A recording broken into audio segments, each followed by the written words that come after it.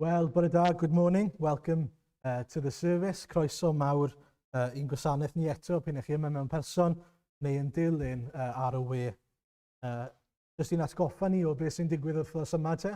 Yn ôl yr arfer, mae gyda ni'r cwrdd gweddi ar nos Fercher am 6 o'r gloch yn y vestry. At the prayer meeting on Wednesday at 6 o'clock in the vestry.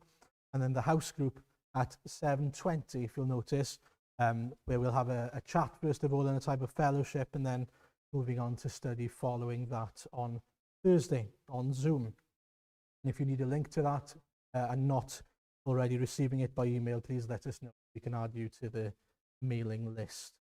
Well, let's pray and commit the service into God's care together. And anyway, the cyflwyno y gwasanaeth I ofal ein Duw.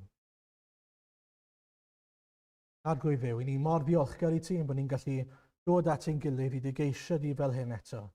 Ni'n diolch arglwydd o fod ti yn dduw da, yn dduw cariadlon sydd yn dymuno ein adnabod ni, ac arglwydd yn dymuno yn wneud ynni o ddydd I ddydd. Lord, we thank you for being able to come here today, and we thank you for the freedom to come and the joy that it is to come together to worship you. And we pray, Father, that you'd bless us and that you'd speak to us. We thank you that you are a compassionate God, as we heard from Stefan last week. That you are a God who touches the untouchable, a God who comes in power and displays his power over death in that passage. And we thank you, Father, that you not only can raise people from physical death to life, but even from spiritual death to spiritual life in Jesus. Felly arglwydd wrth I ni ddathlu hynny heddi, ni'n gweddio dy fendith di, ac I ti ymwneud â ni mewn ffordd grymus eto. Tywallt ysbryd arno ni ysgweli di'n dda. Pour your spirit upon us, we pray. For your name's sake. Amen. Wel, I ni'n dechrau te gyda'r emyn gynta ar y sgrin I ni rando a canu'n ein calonau. We'll start by listening to or singing in our hearts the first hymn, the screen, which is Be Still for the Presence of the Lord. Distewch as my presenoldeb is.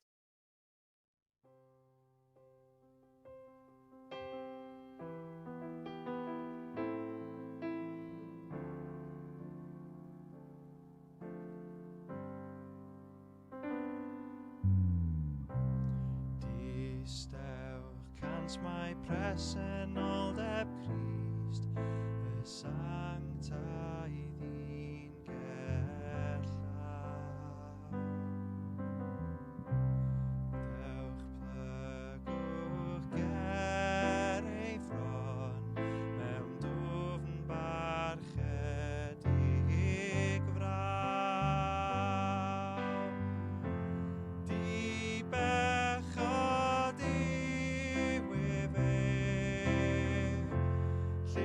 saif mae'n sanctaidd le. Distewch cant mae presenoldeb Christ, y sanctaidd i'n gerllaw.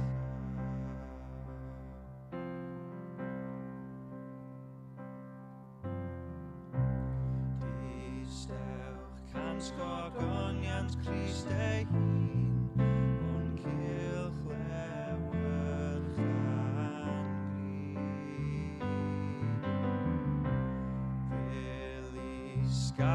sanctaidd dan, mawr ei ysblander fri. Rhowch yw ei nerth, breswylydd mawr beth. Distewch cant gogoniant Christ ei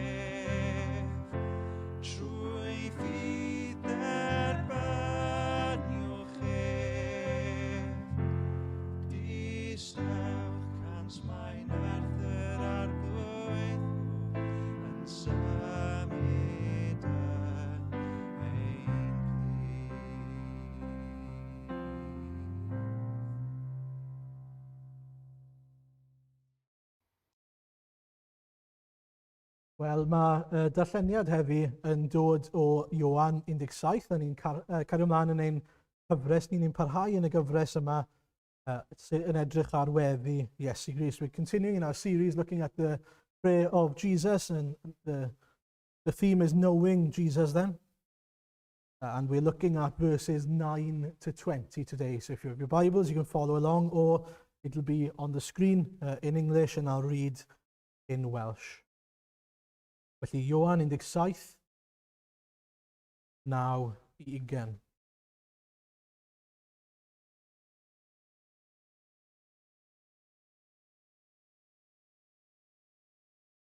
Drostynt hwy yr wyf fi'n gweddio.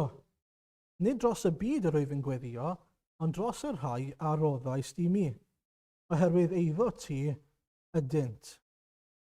Y mae popeth sy'n eiddo fi yn eiddo ti, a'r eiddo ti yn eiddo fi. Ac yr wyf fi wedi fy ngogonefu ynddynt hwy. Nid wyf fi mwyach yn y byd, ond y maent hwy yn y byd. Yr wyf fi'n dod ata ti. O dad sanctaidd, cadw hwy'n ddiogel drwy dy enw. Yr enw a roddais i mi, mwyn iddynt fod yn un, fel yr ydym ni yn un. Pan oeddwn gyda hwy, yr oeddwn ni'n ei cadw'n ddiogel drwy dy enw. Yr enw a roddais i mi. Wyliais drostynt, ac ni chollwyd yr un ohonynt ar wahân i fab holledigaeth i'r ysgrythur gael ei chyflawni. Ond yn awr, yr wyf yn dod ata ti, ac yr wyf yn llefaru'r geiriau hyn yn y byd, mwyn i'n llawennu fi i fod ganddynt yn gyflawn ynddynt hwy ei hunain. Yr wyf fi wedi rhoi iddynt dy air di, ac y mae'r byd wedi ei casau hwy, am nad ydynt yn perthyn i'r byd, fel nad wyf innau'n perthyn i'r byd. Nid wyf yn gweddio ar ei ti ei cymryd allan o'r byd, ond ar ei ti ei cadw'n ddiogel rhag yr un drwg. Nid ydynt yn perthyn i'r byd, fel nad wyf innau'n perthyn i'r byd. Ysegra hwy yn y gwirionedd, dy air di yw'r gwirionedd. Fel yr anfonais ti fi i'r byd, yr wyf fi yn ei hanfon hwy i'r byd. Ac mwyn hwy, yr wyf fi'n fy nghysegru fy hun, mwyn iddynt hwythau fod wedi ei cysegru yn y gwirionedd. Ond nid dros yr rhain yn unig yr wyf yn gweddio, ond hefyd dros yr rai fydd yn credu yno fi drwy ei gair hwy. Amen. Wel, i ni'n cario ymlaen felly yn ein cyfres ni fel ni'n dweud ar Ioan 17 a'r adnodau hyfryd yma. We're carrying on in our series then in John 17. And we'll start off by having a little recap, just to remind us of where we've gotten to so far. So this is a prayer, we know that. It's the Lord's Prayer. And I want to make an argument today that the Lord's Prayer, as we call it, shouldn't be called the Lord's Prayer, because that's the example of a prayer from Jesus to us. It's our prayer. That's a prayer for us to pray. This is the true Lord's Prayer, if ever there was one. This is a prayer that opens the curtains to the heart of Jesus and tells us so much that we need to and should know about him. And so this is the true Lord's Prayer. A hyd yn hyn te, ni wedi dysgu bod Iesu yn siarad gyda'i dad yn y neaf, ac yn dechrau gyda'r dymuniad yma bod eisiau gogoneddu ei dad, ac yna bod hefyd yn cael ei ogoneddu trwy'r y groes a'r atgyfodiad trwy ei fuddod ar y ddaear.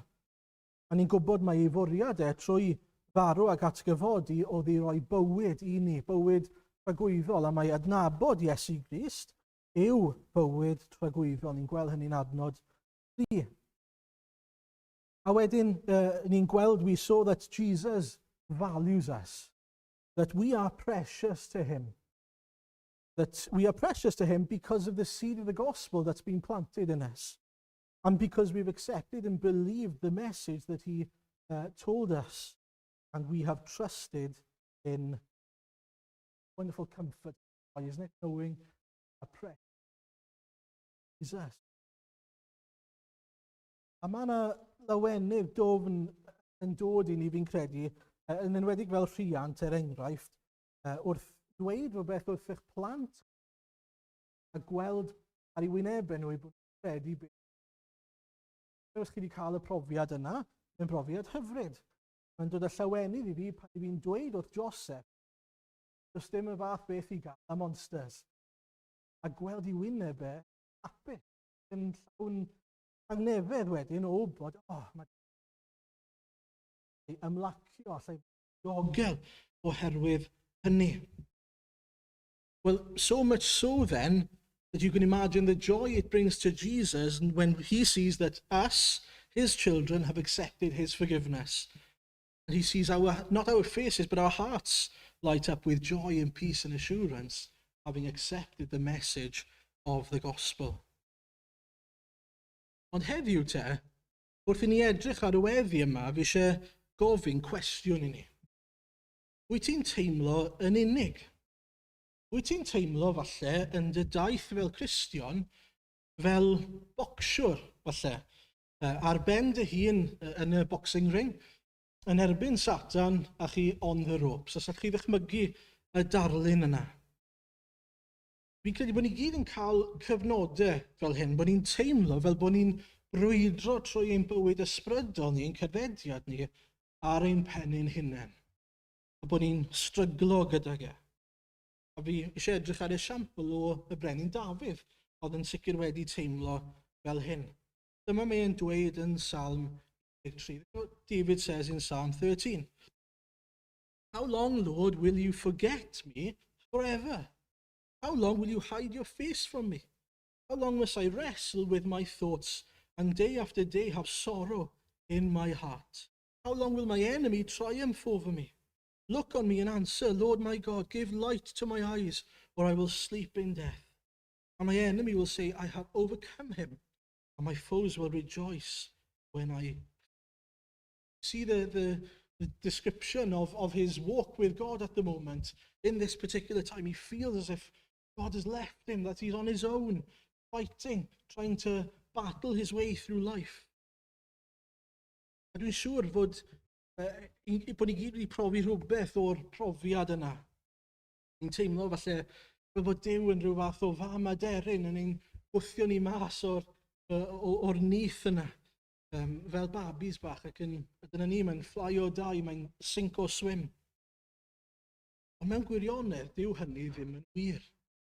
Nid dyna sydd yn wir am ein cerddediad ni gyda'r arglwydd. Hyd yn oed os mae'n teimlo fel na weithiau. Even if it feels like that sometimes, it doesn't mean that that's the truth. Mae yna gyfnodau pan i ni yn teimlo fel na, mae'r cyfnodau yn teimlo yn legitimate iawn. Mae mor bwysig bod ni'n atgoffa ein hunain o beth mae'r arglwydd yn dweud sydd yn wir amdano ni. A dyma mae eisiau ei ddatguddio i'r disgyblion yn y weddi yma. This is what he wants to let the disciples and us know in this passage before he leaves them. That brings us to the first point then. Jesus cares about you. And he's fighting. Today's passage tells us that Jesus hasn't left us at all. He hasn't forgotten about you. In fact, he's praying for you.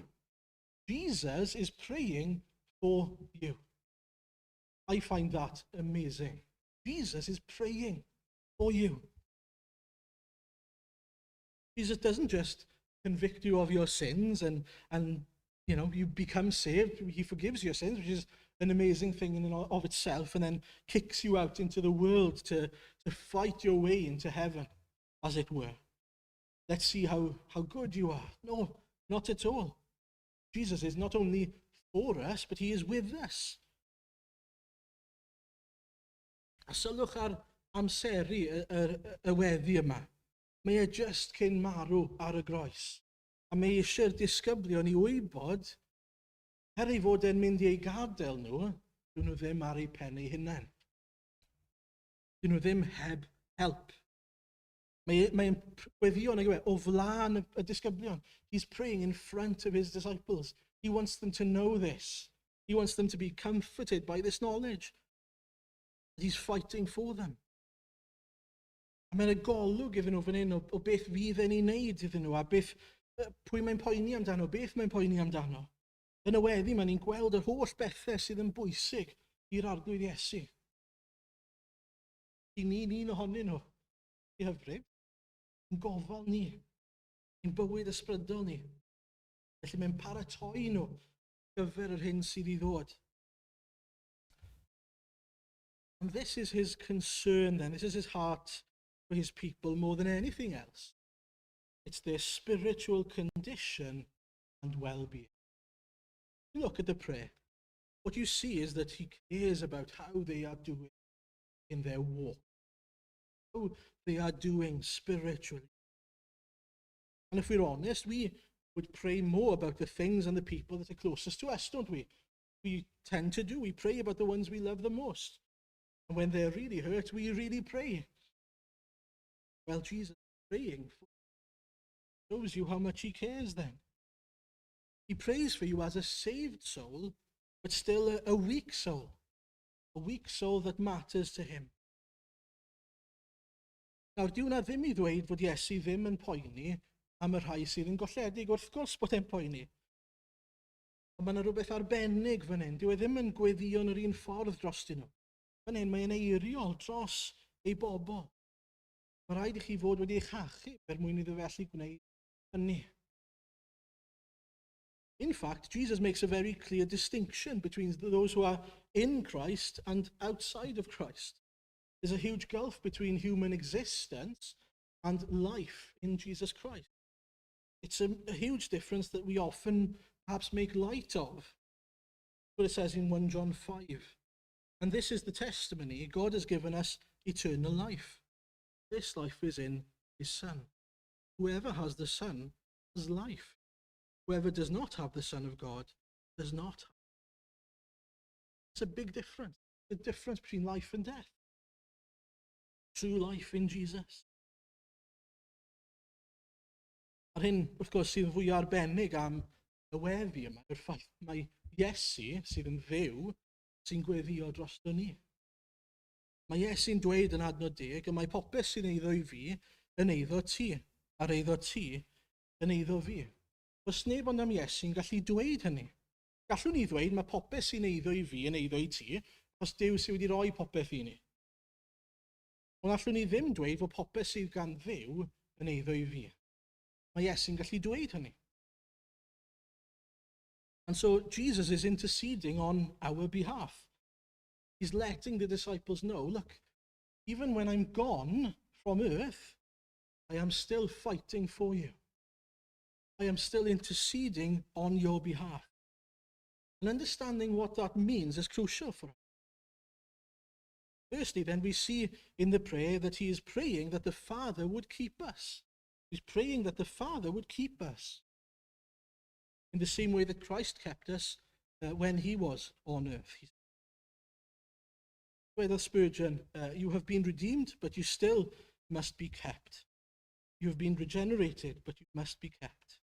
You are pure in heart and hands, but you must be kept. Again, it's not as if Jesus is fighting to get the Father's approval. In fact, it's the opposite of that. What he's trying to say to the disciples here is, look, God the Father got you in his hands. And in fact, not only has he got you in his hands, but he's preparing to send you God the Spirit to be not only with you, but in you. How amazing is that? He is preparing everything for the sake of his people. I still find it amazing that Jesus is saying all of this. He cares so much that they have peace in their hearts while he's facing the cross. We always need to remember that in the context of this prayer. It's just before dying on a cross. And this is what he says. Father has got you in his hand. You are safe, you're kept. It's a little bit like when I was younger, I used to sit on my dad's lap. We used to live next door to a farm. So about a quarter of a mile up to our house was a private road up to the house. A track, farm track. And when I was about 5 or 6, I would be allowed then to sit on my dad's lap and drive home. What that meant, obviously, is that I was sort of steering the car. I had no control over the pedals, and nothing else, frankly, just some sort of control over the steering wheel. If I went too far, pulling it back, obviously. But he was completely and utterly in control of the car. But I felt as if I was the one driving. That's often what life is, isn't it? That we think that we are in control. We think that we're the ones driving the car, but we're not. God is in control. God is keeping us. He's sustaining us every day. We think that we're the ones feeding our bodies and giving us energy to live, but he's giving us every single breath to keep our bodies alive. He's giving us and doing everything for us in order to keep us, not only physically, but more importantly, spiritually. Yn ail te. Wrth i Iesu eirio droso ni, mae e fel cyfreithiwr neu amddiffynwr falle. Mae e'n gosod y dystiolaeth o flaen y barnwr fel bydde cyfreithiwr neu amddiffynwr yn wneud. Ac yn esbonio pam fod y bobl yma'n heiddi cael eu cadw, pam ein bod ni yn deilwng o gael ein cadw. Dychmygwch bod chi'n derbyn ticed parcio, a mae yna ddirwy i'w dalu, mae ffain i'w dalu. Wel, dychmygwch wedyn petai'r barnwr ei hun yn talu'r ddyled ar eich rhan chi. Wel, os mae hwnna'n digwydd, nid yn unig mae'r ddyled wedi ei glirio, ond mae'r tor cyfraith, y crime, os liciwch chi, y drosedd wedi ei ddelio gyda hefyd, nag yw e? Nid jyst bod y ddyled wedi ei dalu, ond mae'r drosedd wedi ei ddelio gyda hefyd. And so the punishment has been delivered. It's now over and done with.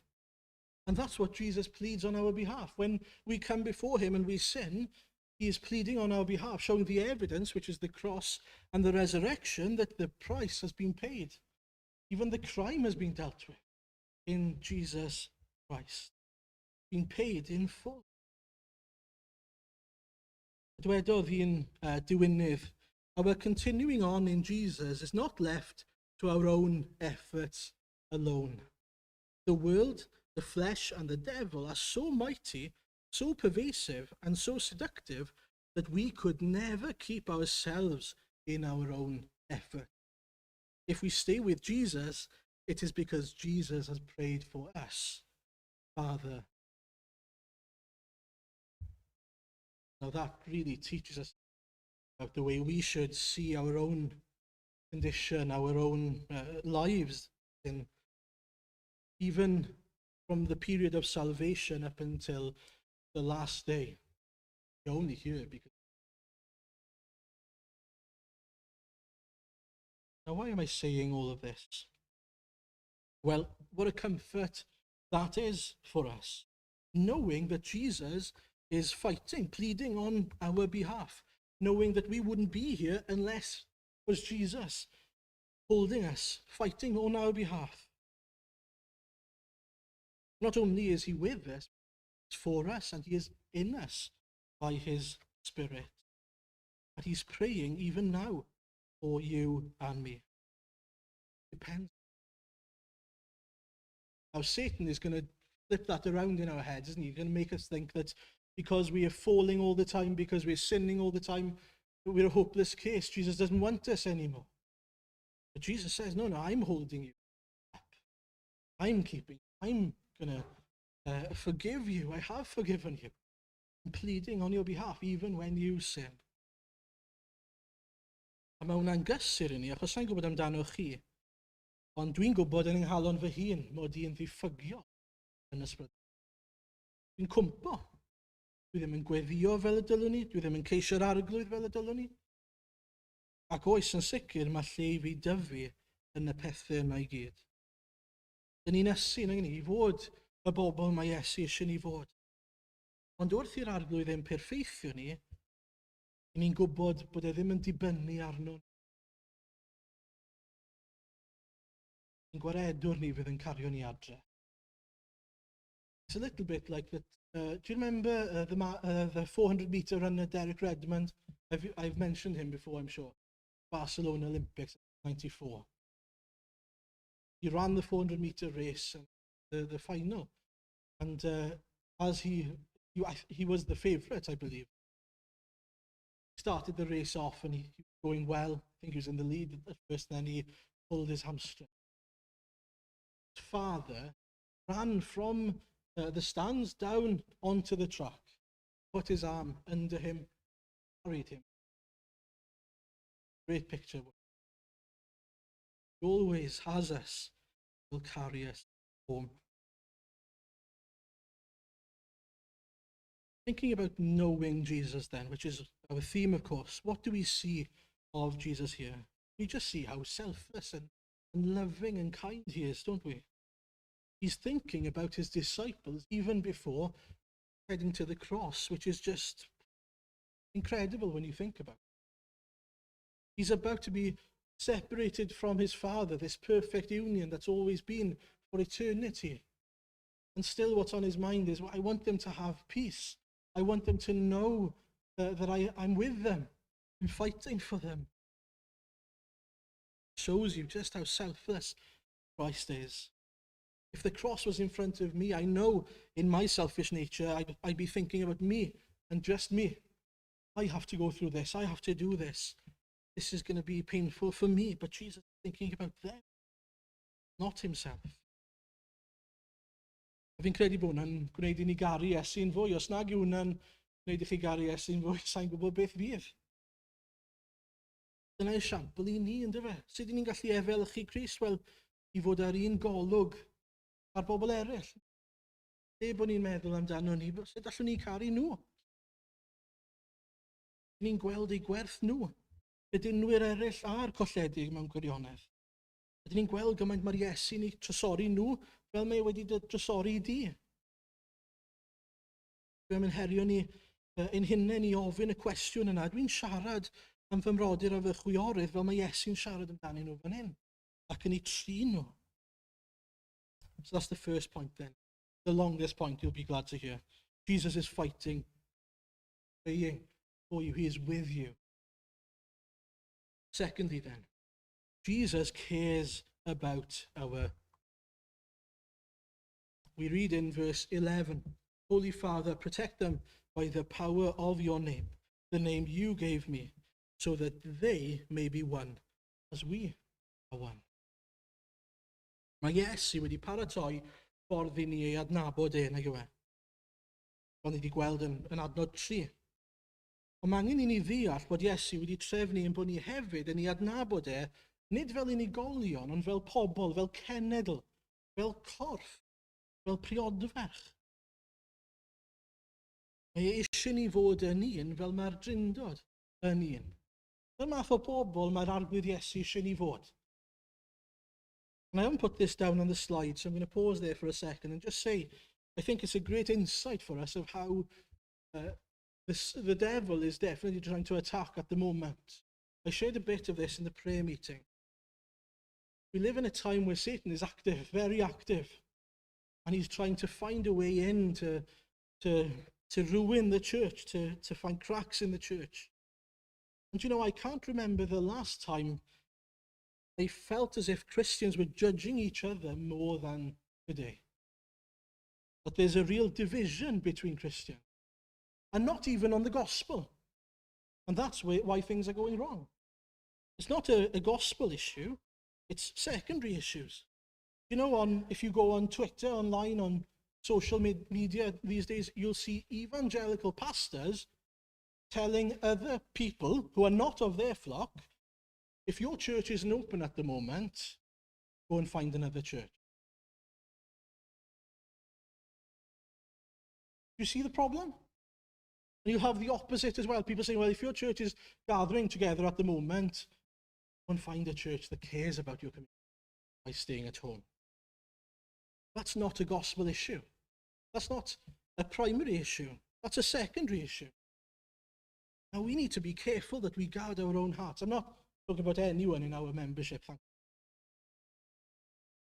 but I still think that we need to be very careful of how we deal with one another, how we treat one another, of not crossing that line, making sure that we work out our salvation with fear and trembling.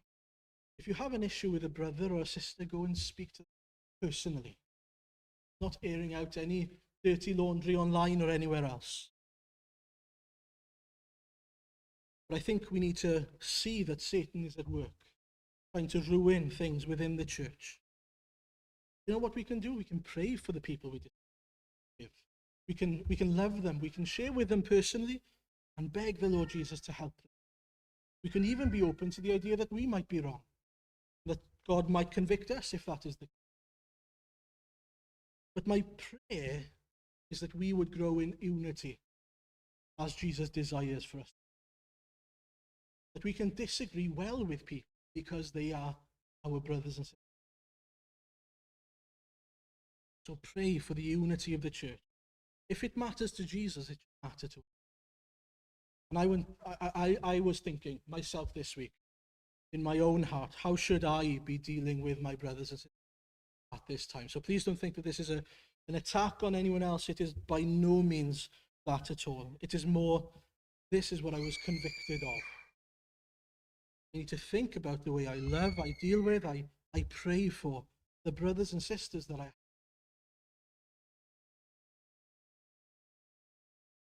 Thirdly then, yn drydydd, mae Iesu'n angerddol dros ein cenhadaeth ni. Beth od, yn swnio'n od, nag yw e? Mae'n dweud, yr wyf fi wedi rhoi iddynt dy air di, ac y mae'r byd wedi ei cysau hwy, am nad ydynt yn perthyn i'r byd, fel nad wyf fi'n perthyn i'r byd. Nid wyf yn gweddio ar ei te cymryd allan o'r byd, ond ar ei te cadw'n ddiogel rhag yr un drwg. Nid ydynt yn perthyn i'r byd, fel nad wyf fi'n perthyn i'r byd. Fel yr anfonais ti fi i'r byd, yr wyf fi'n ei hanfon hwy i'r byd. We are here for a reason, to fulfill a purpose. You have a mission, should you choose to accept it. And by the way, if you're a Christian, you already have accepted the mission, to be sent out to the world. And this word that we've received has transformed us. And because of that, people are not going to like that about us. People will hate us for that. Notice that they'll hate us because we are like Jesus. Verse 16 says, they are not of the world, even as I am not of it. Felly sut dyw Iesu ddim yn perthyn i'r byd, a beth mae hwnna'n ei olygu ni? Wel, yn gyntaf, does dim angen ynysu yn hunain oddi wrth y byd. Mewn gwirionedd, dylen ni ddim ynysu yn hunain oddi wrth. Fi'n credu bod pobl yn camddeall hyn. Does dim rhaid i ni ynysu'n hunain, a does dim rhaid i ni wneud i bobl ein cysau ni, mae'n mynd i ddigwydd beth bynnag. Look at Jesus. Look at how many people loved Jesus and followed Jesus. Think about his ministry. Wherever he went, there was a crowd of people on one side who absolutely hated him, on the other side who absolutely loved him and followed him and gave up their lives to follow him. The real difference was when he came and spoke truth.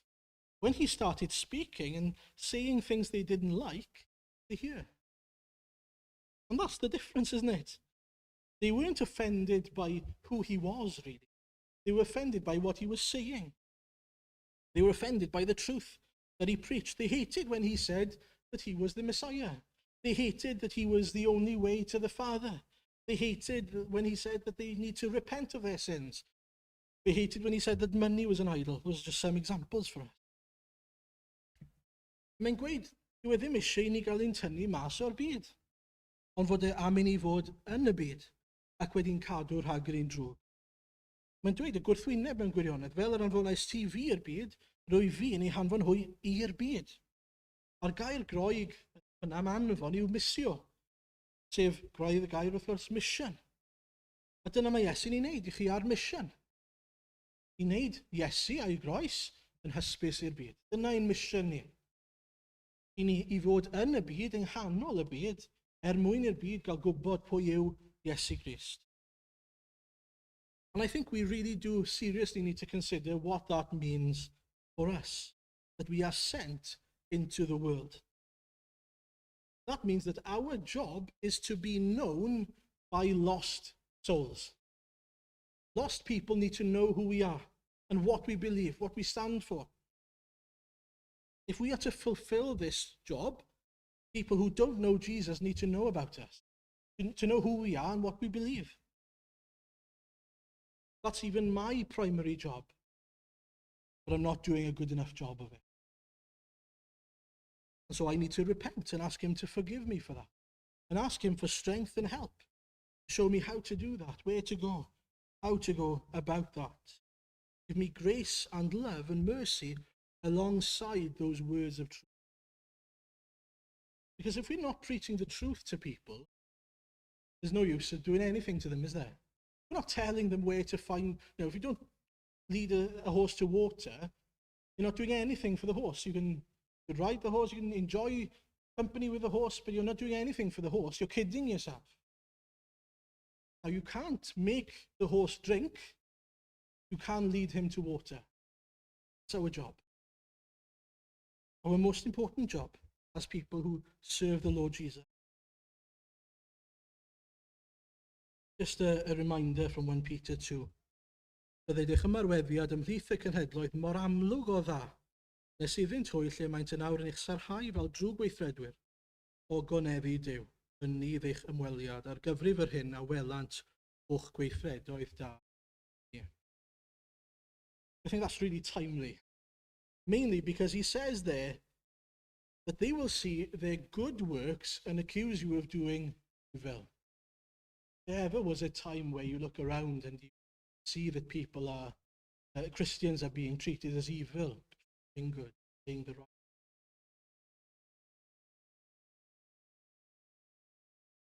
Yn bedwerydd, mae Iesu yn poeni am ein segriad ni. Jesus cares about our sanctification or consecration. We are nearing the end. Sanctify them by the truth. Your word is truth. And then in 19, it says, for them I sanctify or consecrate myself, that they too may be truly sanctified. This is a complicated part of the passage.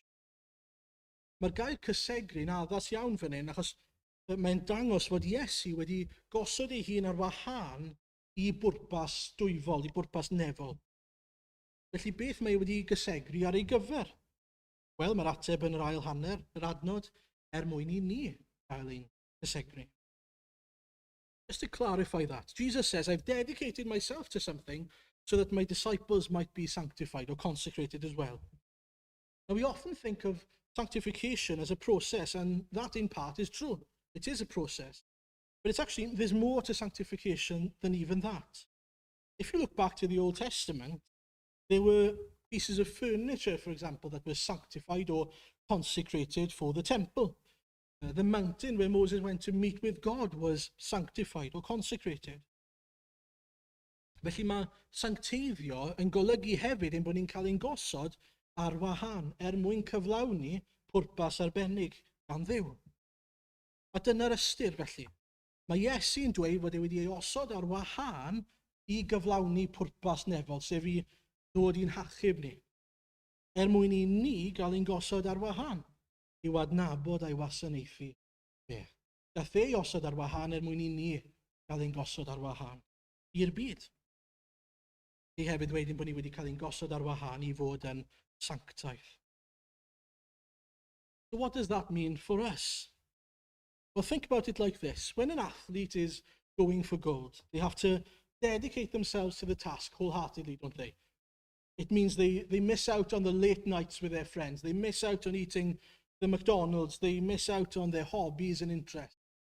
They can't do the things that other people do. They have to commit themselves fully to the work that leads them towards that gold medal.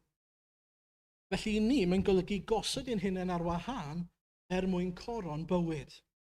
Ac yn ymarferol, beth sy'n rhaid i athletwr ysbrydol aberthu te mwyn dilyn ac aberthu Iesu.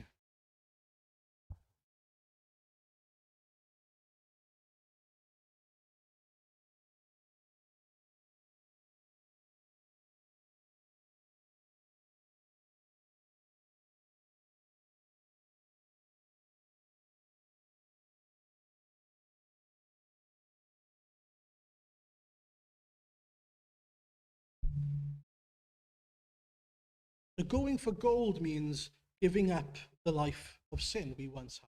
It means giving up that old way of life, those The same way as an athlete has to give up the junk food, the sleepless, sleepless nights and whatever. It means dedication. It means sacrifice. It means giving up, striving to give up on the lying, on deceit, on gossip, on, striving towards faithfulness, on sexual purity, whatever it may be. Everything that the Lord says it needs to be. So whatever it is, it means dedicating yourself to Christ and to the church. Ond ystyriwch hyn. Os nawn ni fyw bywyd sanctaidd, bydd pobl yn cael ein denu ato ni. Mae pobl sanctaidd yn denu pobl at Dduw. Dwi wir yn credu hynny. Bod sawl un yn cysau Iesu, oedd digon o bobl hefyd yn cael ei denu ato fe. Oedd digon o bobl hefyd yn cael ei denu at ei gariad ei dosturi fe, ei ofal a'i ras e. Faith bod e'n dweud y gwir. They knew if they turned to Jesus, he'd love them and tell them the truth. They could depend on him. They knew he wasn't lying to them, lusting after their wife or gossiping about them behind their back. They knew he cared about them. He cared about the poor, the vulnerable, the outcasts. Dyna y sancteiddrwydd fi eisiau ddangos yn y byd, y tebygrwydd i Grist fi eisiau. Wrth gwrs, ni'n parhau i frwydro yn erbyn y cnawd ac eisiau yn gwybod ein bod ni'n mynd i barhau i gwmpo, i syrthio'n fyr. Ond mi fydd pobl yn gweld y gwahaniaeth ynddo ni, y newid ynddo ni, y ffrwyth yn tyfu ynddo ni. Y rhoi y cnawd yna i farwolaeth, bydd pobl yn ei weld e. Bydden nhw'n gofyn y cwestiwn, wel, beth sydd wedi newid yno ti? Sut wyt ti wedi newid a dod yn wahanol?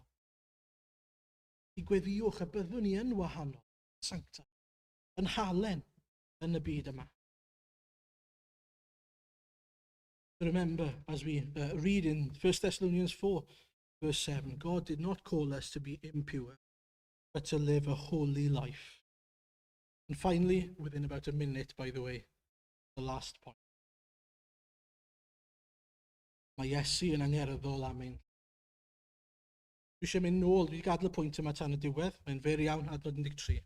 Ond yn awr rwy fi'n dod ato ti, ac rwy fi'n llefaru'r geiriau hyn, yn y byd, mwyn i'n llawennu ddi fod ganddynt yn gyflawn yn.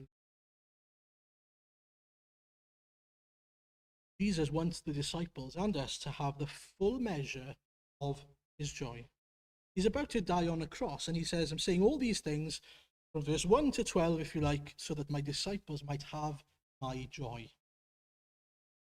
Felly mae Crist yn llawenhau oherwydd bod e wedi cyflawni ei bwrpasau ar y ddaear, bod e wedi mynd i gael ei ogoneddu ar y groes, bod e'n mynd yn ôl i'r nefoedd i gael ei ogoneddu yn y nefoedd, bod ei bobl e wedi credu derbyn ei air e, a wedi trysto yno fe. Mae'n llawenhau am bod e'n brwydro gyda ni, a bod e'n cadw ni nes. And Jesus wants us to share in the fullness of that joy. Joy of Jesus is in those truths. The fact that we've been saved, that we've accepted him, that Christ been restored to the right place, the fact that we've been kept until the end, fighting for us, that he will not let you.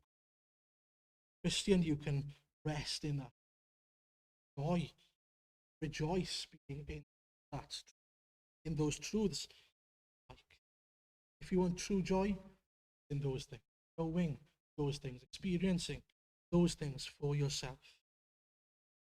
Ond os wyt ti'n dilyn y bregaeth heddi ac yn meddwl, wel, dwi ddim wedi'r profi'r llawenydd yna o gael fy maddau, o adnabod Iesu Grist a nabod e mewn perthynas dragwyddol, a fy ngysegri i fyw. Wel, does dim amser gwell na heddi a nawr i ildio dy fywyd iddo fe, a'i dderbyn e'n wared. Trowch ato fe, i adnabod e, ei profi fe yn arglwydd, a profi lawennu fe ei hun. A does na ddim byd gwell na bywyd cyflawn, bywyd yna gawson ni ein creu, cael ein creu adnabod Duw ei hun. Let's pray together. Nefel dad, i ni mor ddiolchgar i ti am dy gariad mawr tuag ato ni. Arglwydd i ni'n diolch i ti. Roedd ni wedi gweld yn y weddi yma, dy fod ti yn dymuno i ni wybod, dy fod ti droso ni, gyda ni, yno ni. Dy fod ti'n gweddio ar ein rhan ni, yn eiriol troso ni, effeithio ein gweddio ni arglwydd. Dy fod ti gyda ni pob cam o'r ffordd. Lord, we thank you for the comfort today of knowing that you are with us, for us, even in this, by your Spirit. We thank you that you will never leave us or forsake us. We thank you that you are working in us, perfecting us, that we have been consecrated, Lord, to you. Lord, we pray that we might live as those who have been consecrated to you by putting to death the things of the flesh, and by focusing our energy, our time, our lives, Father, on serving you, and even on not only glorifying you, but making your name known in this world, in Carmarthen. Lord, we thank you for the mission that we have in front of us. Lord, we ask your forgiveness that we haven't taken on that mission as we ought to. Lord, we do pray that you'd help us. Give us the words, give us the ability, the power, the strength through the Holy Spirit. Father, give us compassion as well to speak the truth in love to those around us. Lord, we know how much they need the truth. And even if, as we heard in that verse in Peter, even if they reject it, even if they believe it to be evil, although we know it is good, we at least know that we've set before them the truth plainly, so that they can come and experience life in fullness. We know that will bring glory to you. Help us, Father, we pray. Lord, we also commit those at home and here, Father, who may be struggling at the moment, who might be feeling lonely. Let them know that you are with them and for them. Lord, remind them of this truth regularly, Father, this week coming. We also pray for those who are grieving at the moment or who have experienced loss. We pray that you would wrap your loving arms around them as well. Arglwydd, diolch dy fod ti yn gysurwr mawr i ni. Arglwydd, felly, diolch am dy air i ni eto heddi. Bendithio ni, helpa ni i drysori y gair yma ac i weithredu ar y gair osgweli di'n dda. Lord, we pray that we would treasure and put into practice these words that we've heard today. We pray all of it for your name's sake and for your glory. Amen. Well, we're going to finish by listening to a song I hadn't heard until I was looking for a hymn to finish, and it's called Never Alone. Please listen to read and the words.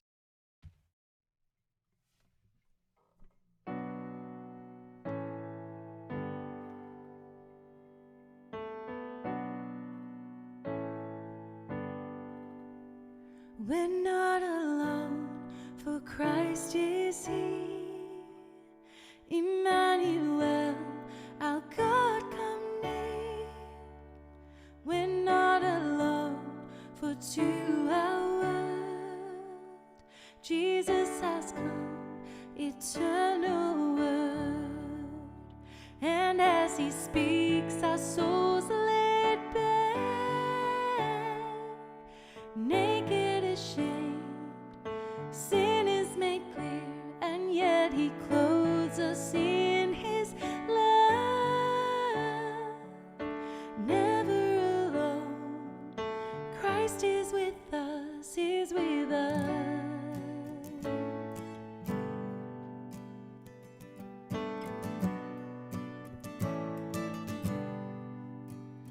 The longest walk, earth's darkest day, the pressing crowd, his mounting pain, a heavy load of grief and shame, breathless that we should breathe again.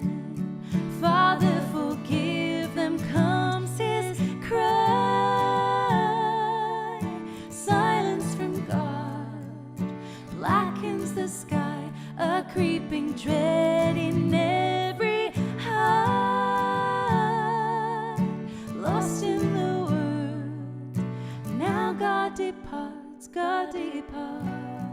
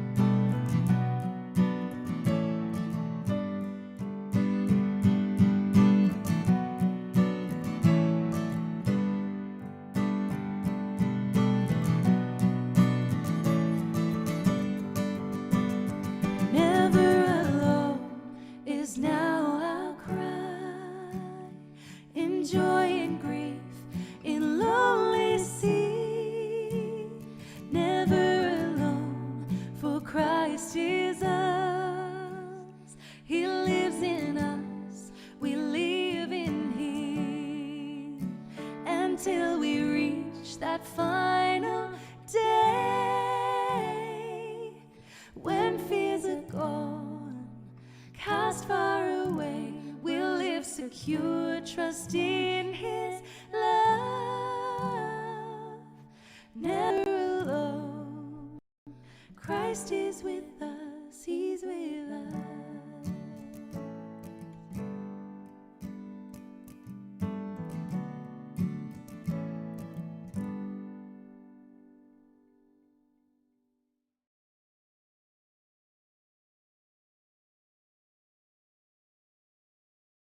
So Lord, we thank you for wonderful truth that you are always with us. You will never leave us or forsake us. We thank you that you are our life, that you are our everything. We pray, Father, that again we would live for you as you want us to live, Father. Help us to please you, to honor you and glorify your name in all that we do. Bless us this coming week, we pray. Remind us that you are there for us, working on our behalf, praying for us. Thank you, Lord Jesus. Amen.